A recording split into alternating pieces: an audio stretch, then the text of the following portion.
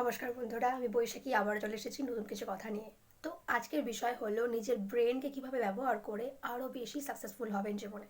দেখুন, আমাদের ব্রেন সবচেয়ে বেশি ইম্পর্টেন্ট, কারণ আমরা আমাদের ব্রেনের মধ্যে নিত্য নতুন চিন্তাধারা, নিত্য নতুন কথাকে সব সময় বলে থাকি এবং সেটাই আমাদের ব্রেনের মধ্যে সাবকনশিয়াস মাইন্ড সব থেকে বেশি কার্যকরী থাকে এবং সেটাই সে গ্রহণ করে নেয়।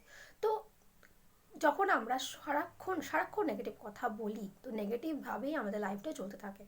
তো আপনি যদি আপনার লাইফে সাকসেসকে অ্যাট্রাক্ট করতে চান, তো আজ থেকে পজিটিভ কথা বলা শুরু করে দিন। নিজের সেলফ টকের প্যাটার্নকে বদলানো তো শুরু করে দিন, কারণ এটা আপনাকে বহু দিন ধরে আপনি যেই চিন্তাধারা নিয়ে বড় হয়েছে ছোট থেকে, নিজের আশেপাশের পরিবেশের দরুন হতে পারে বা কারোর কথাতে হতে পারে বা আপনার নিজের নেগেটিভ সেলফ টক, যেটা আমরা খুব বড় ভুল করে থাকি। এটা আমরা এত বছরের জিনিস, যেগুলো ভাঙা এত সহজ হবে না, কিন্তু হ্যাঁ, আপনি একটু চেষ্টা করলে এটাও কি অবশ্যই ভাঙতে পারবেন, ব্রেকডাউন অবশ্যই করতে পারবেন। তার জন্য আপনাকে করতে হবে সেটা হচ্ছে রিপিটেডলি পজিটিভ অ্যাফার্মেশন। যেমন, I deserve it, I deserve success, আমি best, I am the best, আমি সবচেয়ে ভালো, আমি এটা করতে পারি, আই ক্যান ডু ইট, এই ধরনের কিছু মোটিভেটেড কথা। তো এইগুলো আপনাকে বারবার বলতে হবে। যখন আপনি বারবার রিপিটেড অ্যাফার্মেশন বলতে থাকবেন, পজিটিভভাবে নিজেকে অ্যাফার্ম করবেন বারবার, তখন আপনার সাবকনশিয়াস মাইন্ডে সেই কথাগুলো পৌঁছে যাবে। হ্যাঁ, তার আগে কিন্তু আসে কনসিয়াস মাইন্ড কিন্তু জানি যে আপনি সাকসেসফুল হননি, আপনি এখনও সেটা পাননি। কিন্তু তার জন্য আপনাকে কী করতে হবে? সাবকনশিয়াস মাইন্ডকে আপনাকে বোঝাতে হবে। কনসিয়াস মাইন্ডকে ভেদ করে আপনাকে সাবকনশিয়াস মাইন্ডে সে কথাটাকে পৌঁছে দিতে হবে। তো তার জন্য আপনাকে শুধুমাত্র রিপিটেডলি অ্যাফার্মেশন বলে যেতে হবে। রিপিটেশনের থেকে বড় কিচ্ছু আর কিন্তু হয় না। তো যত আপনি রিপিট করবেন, আপনার সাবকনশিয়াস মাইন্ড ধীরে ধীরে সেটাকে অ্যাকসেপ্ট করে নেবে এবং সেই মতোই কিন্তু আপনার জীবনটা পরিবর্তন হতে শুরু করবে।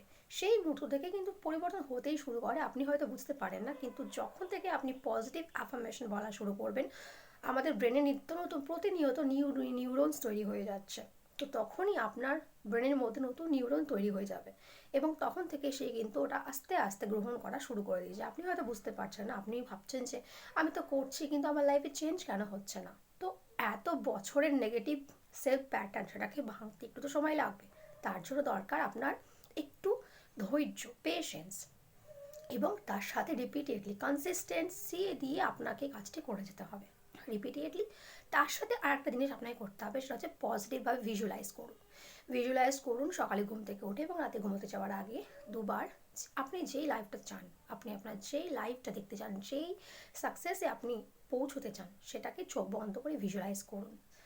তো ভিজুয়ালাইজেশন আর অ্যাফার্মেশন, এই দুটো একমাত্র পাওয়ারফুল উপায়, যার দ্বারা আপনি আপনার লাইফের নেগেটিভ জিনিসকে ভেঙে দিয়ে পজিটিভিটি অ্যাট্রাক্ট করতে পারবেন এবং লাইফে সাকসেসফুল হতে পারবেন। তো সেলফ টক অবশ্যই করুন এবং সেটা পজিটিভভাবে করুন এবং এইভাবে ভিজুয়ালাইজ করুন যেন অলরেডি আপনার লাইফে সমস্ত কিছু আপনি পেয়ে গেছেন। যদিও আপনি পাননি, কিন্তু সকালে ঘুম থেকে উঠে এবং রাতে ঘুমোতে যাওয়ার আগে আমাদের সাবকনশিয়াস মাইন্ড বেশি অ্যাক্টিভ থাকে। তো সেই সময় আমাদের কনসিয়াস মাইন্ড কিন্তু কাজ করে না। তাই সাবকনশিয়াস মাইন্ডকে জাগানোর জন্য সবচেয়ে ভালো সময় হচ্ছে এই দুটি সময় আপনি চোখ বন্ধ করে নিজের লাইফকে ইমাজিন করুন, নিজের স্বপ্নকে দেখুন যেগুলো আপনি দেখতে চান। তো এইভাবে রিপিটেডলি যখন আপনি কাজটি করে যাবেন টানা 21 দিন ধরে, তার থেকেও বেশি, যখন 3 মাস পর্যন্ত আপনি কাজটি করে যাবেন, তখন এটা আপনার অভ্যাসে পরিণত হবে এবং যেটা আমাদের অভ্যাসে পরিণত হয় সেটাই আস্তে আস্তে আমাদের লাইফে তৈরি হয়ে যায়। শুধুমাত্র এইভাবে আমরা আমাদের লাইফকে সাকসেসফুল করে তুলতে পারি।